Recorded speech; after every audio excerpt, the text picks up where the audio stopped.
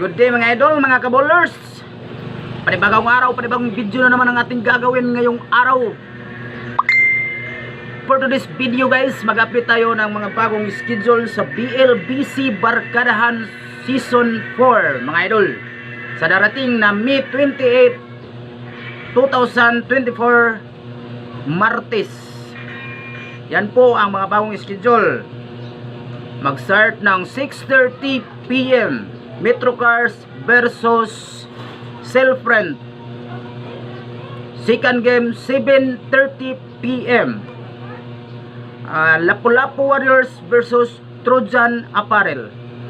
Third game 8:30 PM Crackers versus Amigos. Yun mga idol ang mga schedule natin sa BLBC Barkadahan Season 4 May 28, 2024. Update mga idol.